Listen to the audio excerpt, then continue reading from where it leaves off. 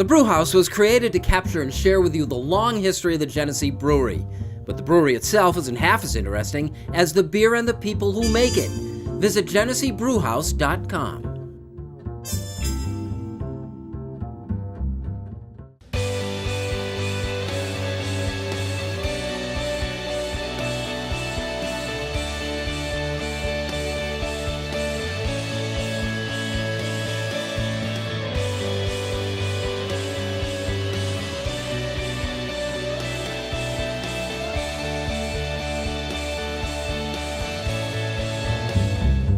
Hello, everyone, and welcome. This is the Rochester Press Box presented by the Genesee Brewhouse. It is Super Bowl week, so we brought in the big gun, Dan Moriarty, to talk Super Bowl with us. Welcome back, Danny. Big gun? The big gun. Appreciate that. Wearing the Philadelphia Eagles tie. Yeah, I don't usually, I don't tie it up for these shows, but I went with the tie today. This is old school, vintage Eagles tie. We got it unbuttoned so we can see a little of that. You want to see a little bit more? There it button is. it back up again. It gets uglier as it goes down, but it's as close as I'll get to wearing a jersey. On the white shirt, the suit, Look and everything. at that. That's, there we that's go. Impressive. Tying it up. And speaking of impressive, what do you got? Well, it's the vintage early 90s gold Notre Dame alternate jersey. I believe, other than the green, the first alternate jersey for Notre Dame. And the 44 is also the number that Aquinas graduate Jameer Jones wears currently at Notre Dame now. Nice. So there you go. Alrighty. Danny, let's talk Super Bowl.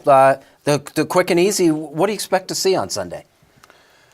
This is interesting because if we see the Philadelphia Eagles team that we saw in the NFC Championship game, we have one heck of a game in front of us. Plus, if you look at Brady, Belichick, the history of their Super Bowls together, these have all been close. These have all been interesting. They've given us some absolute gems. So heading into this one, the early feel at least, if I was in Vegas, I'm betting on the Eagles. I do think the Patriots come away with a slight victory here, as they always seem to do. But I do think we're in for quite a game coming up here. The line went down to 4.5 from 5.5, which means the early money, the late money is more important, but the early money came down on Philadelphia. Well, you're getting points in the game. As Dan pointed out, all those New England games have been close. Look, make every assumption you want, go break it down left and right, do all that. Greatest quarterback of all time. Greatest coach of all time. That's why it makes logical sense to say they're the difference maker. So match everything else up. You can't make an equal assessment of how good is Nick Foles against Tom Brady. Brady wins in every category, and he wins in big games. Match up the rest of the teams, and honestly, I believe the Eagles are a more talented team and a more balanced team. Brady and Belichick overcome a lot of that, and we've seen that in big games with them. They were thoroughly outplayed by Jacksonville.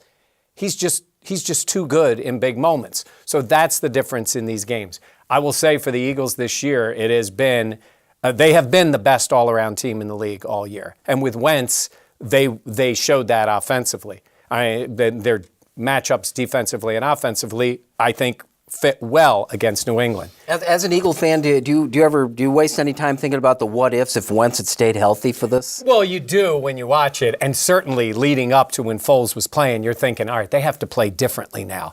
And they did in that Atlanta game. Foles played well, but it was really defense that won a close game at the end.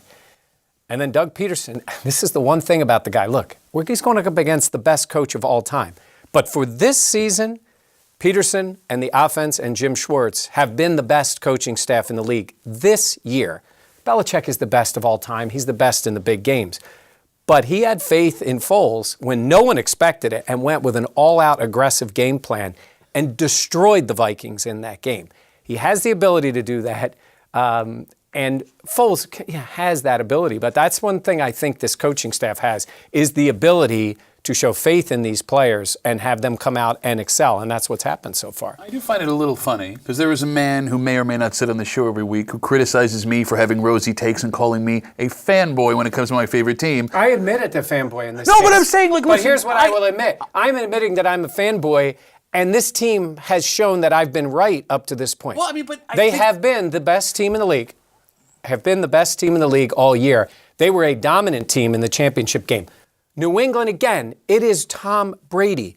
It is not logical to pick against Tom Brady in a big game because we have seen him 28-3. We've seen him, teams at the goal line going to beat them. We have seen it, and somehow he seems to come through.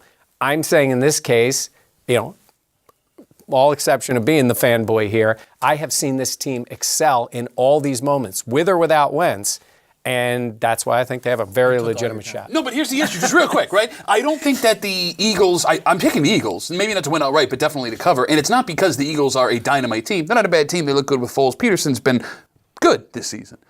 It's the struggles that the Patriots have had with teams that they shouldn't have struggled with. That Jaguars game, that Miami Dolphins game, that tells me there's something wrong here. You don't have that dominant player, other than Tom Brady, that can help out Brady and win a game for him. So I think if the Eagles are able to get something going, I don't know if I trust Brady one more time in a big situation to go out and win that game again. The only thing I'll say about the whole thing as we discuss this is I think to a certain extent that the Patriots have been overrated right through the Brady era, because if you look at the comparative scores of this will be their 8th Super Bowl, they haven't played in one that's been more than 6 points. They've never been head and shoulders above anybody they played. And this is why I'm saying this. We know all that, and then normally they figure out a way, other than the 2 Giants games, they figure out a way to come through because it's Tom Brady. This year, it's not going to happen. All righty, the 2 neutrals here have both picked the Eagles with the points. Yeah. All righty. This is the Rochester Press Box presented by the... We don't get to say. Oh, really? We don't get to say. Okay. We got a dog in the fight. That's fair, don't you think? I'm picking the Eagles. Winning outright. All right, I'm picking the Patriots. All right. This is the Rochester Press Box presented by the Genesee Brewhouse. We'll talk the Buffalo Bills next.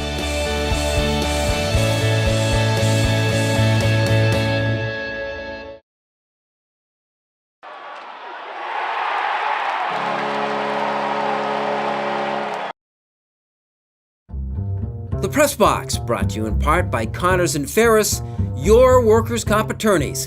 Call 262-COMP, C-O-M-P, today. Welcome back. This is the Rochester Press Box, presented by the Genesee Brewhouse, and this portion, we talk Buffalo Bills, brought to you by Connors and Ferris. I'm going to go here first, because I feel like we shorted you in the first segment. Pat, look, first thing with the Buffalo Bills think when this Cousins deal comes down, the Alex Smith trade, is like, how does this affect the Bills? Because obviously we're looking for a quarterback. So here's my Duffy prediction. That Alex Smith trade and contract, the fact that he was worth a 3rd-round pick, and now he's getting $71 million guaranteed at 34 years old, is going to force the Bills to get up into a position to draft a quarterback in this year's draft. And it's going to get more expensive because, listen, the line has been drawn for an Alex Smith quality quarterback price, and I don't think that the Bills want to pay that. I think that it's smarter to go find your guy in the draft. If you get him, you save hundreds of millions of dollars over the life of a couple of contracts. If you don't, we're back in the same position. But where I was a couple weeks ago, where I thought they'd be on the fence and maybe go get a bridge guy and find their actual guy, I think now you're forced to go get somebody because you don't want to pay Sam Bradford $65 million guaranteed for 2 years. Yeah, how much money did Alex Smith make Case Keenum by signing that contract? Yeah. I know he had a terrible NFC Championship game and ended on a sour note, but Alex Smith does that every season, and he just got himself $71 million guaranteed. So how much money did Case Keenum make by Alex Smith signing that deal? So how does that deal impact Buffalo? I don't think it impacts them at all. I think it just changes the dynamic of who has the players, and I don't think it impacts the money at all. I think the reason we have to understand this is the word was already out there on what Alex Smith was looking to get and who was willing to pay that. I think other teams are going to be willing maybe to make that play on Kirk Cousins. I would say to you, how much different is Case Keenum than Kirk Cousins? How much different is he? Kirk Cousins has played, you look at the numbers. Now, he's done it over a longer period of time. He's also had some of the mistakes at that period. To Pat's point, I think the Bills wanted to do that. I think they were fully aware of what Alex Smith was looking for. Too much money that Washington gave him guaranteed. So they'll go down another route. The question is, how high up in the draft do you want to go to get that guy? Are the Bills going to be the team that sits and waits and takes a quarterback at 21, 22, or in the second round? Or do they go all in? If you were going all in, you're not going to pay Alex Smith whatever he wants and give him an extension in that way to make that trade. So I don't think it's really going to impact him. You brought his name up. Smith's name was tossed around here, last week, right, and he's obviously not available anymore. So who do you want? Who's the right fit and the right price, right, as a veteran quarterback for the Bills? Well, the vets are going to be, like I said, all their price tags just went up. So I don't know that that's the route that Buffalo's going to go, at least not one of these considered top-tier free agent veterans out there. Keenum in that class? Well, he's going to get money now. Yeah. So he's going to get money.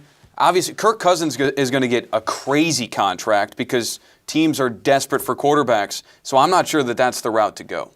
What do you think? I mean, there's a couple of things you can do here. You're now looking at what Buffalo is going to want to spend.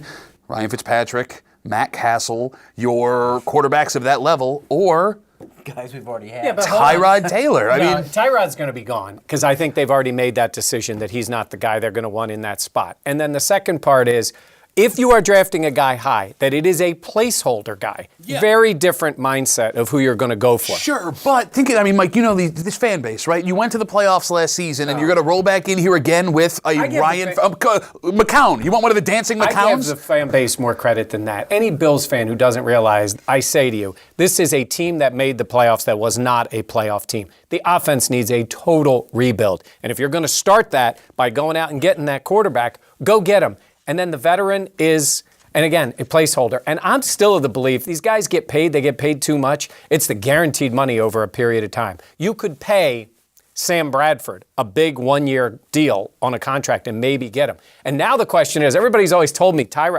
where's Tyrod Taylor starting next year? That's a good question. I mean, the way everything worked out with Alex Smith, I mean, I don't know, but it could have also helped Tyrod Taylor, because if he's in that second to third, above the third tier, he's getting more money than he was going to get. The Vikings have 3 quarterbacks who I believe will all get more interest than Tyrod Taylor They will. have to keep one of them, so there's They'll 2 keep one of quarterbacks. them. Okay, that's 2 in the open market. This is the Rochester Press Box, presented by the Genesee Brewhouse. This portion brought to you by Connors and Ferrets. Like it or not, it's next.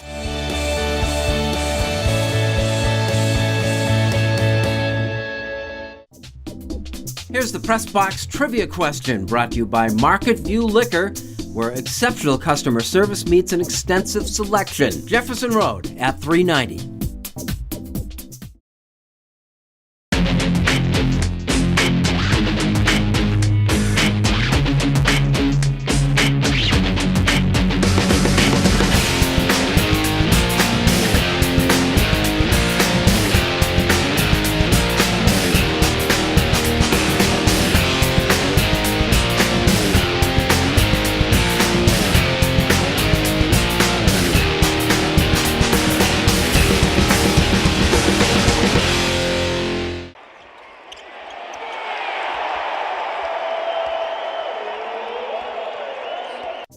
Here's the Press Box trivia answer, brought to you by Market View Liquor, where exceptional customer service meets an extensive selection. Jefferson Road at 390.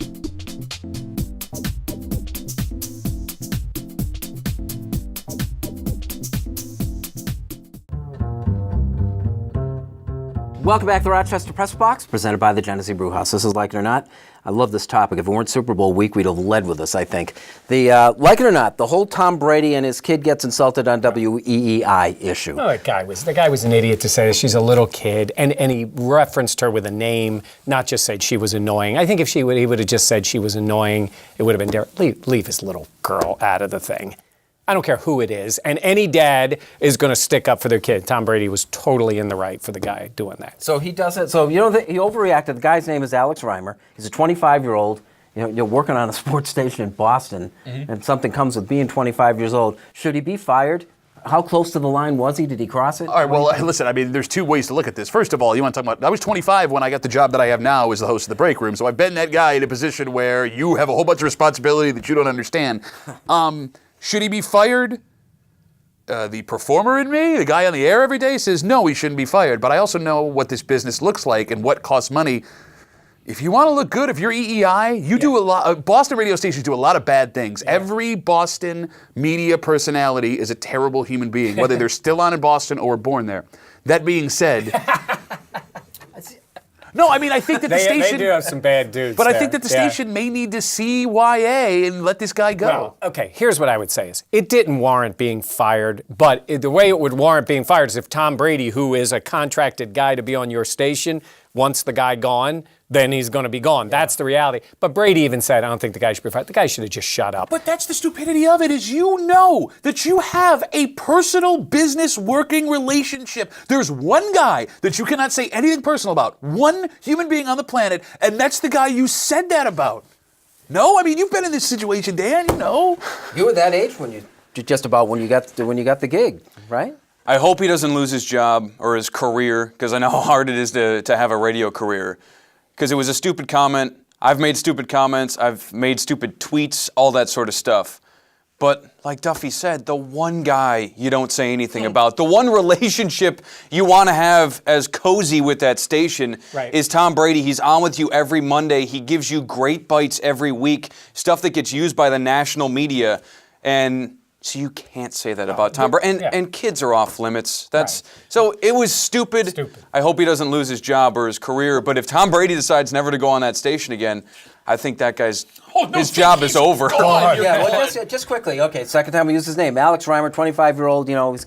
Is he better off now or worse off as a radio professional for having this happen? If he doesn't get fired, this is the greatest thing that's ever happened to him. If he does get fired, he's never getting another job ever again in radio. Really? Am I wrong? You don't just jump on this guy because... Yeah, I think he's got almost a different career, and they bring him on and off a little bit in that case. I could care less about the guy. I don't really care what they end up doing with him. Brady controls this. If Brady doesn't say dump the guy will have his job. Yeah, I just think it's fascinating because you live on the edge. Morning guy, if you're not close to being suspended almost every day you work, I feel like you're not doing your job. Listen, there is something that we say every day on the show that should get us fired. That is a straight up fact. That being What is that? Here's Tommy? That's a good place to stop. This is the Rochester Press Box presented by the Genesee Brewhouse. Unfinished Business is next.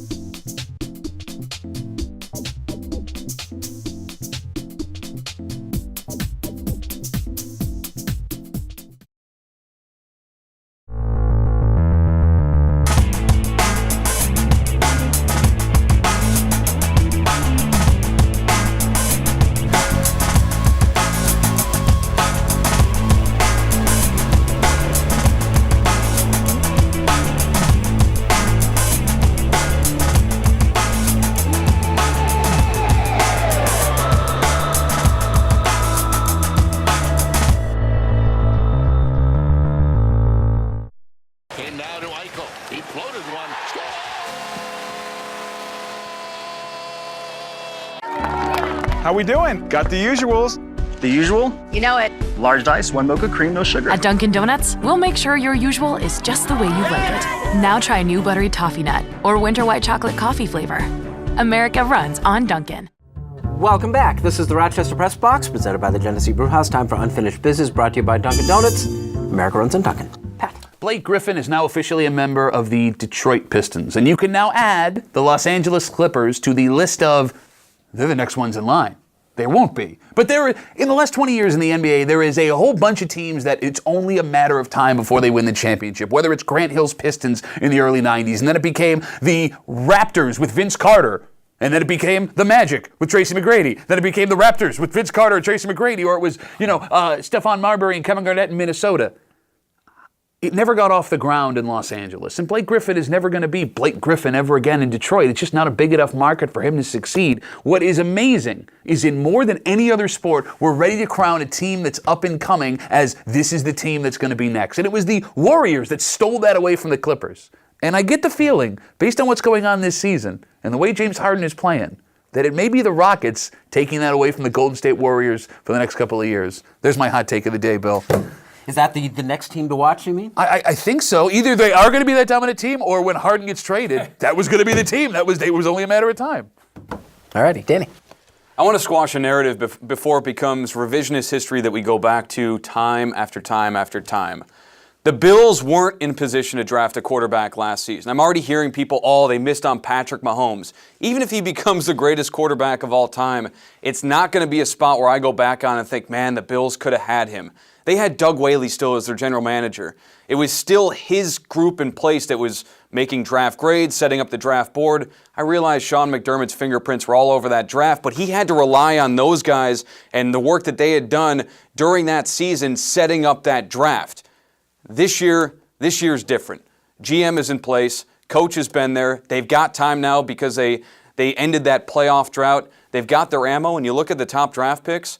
Number 2 is the Giants. Dave Gettleman sitting there, a guy that's a mentor to Brandon Beane and work with Sean McDermott. At number 3, it's Chris Ballard, a guy who's been with Andy Reid.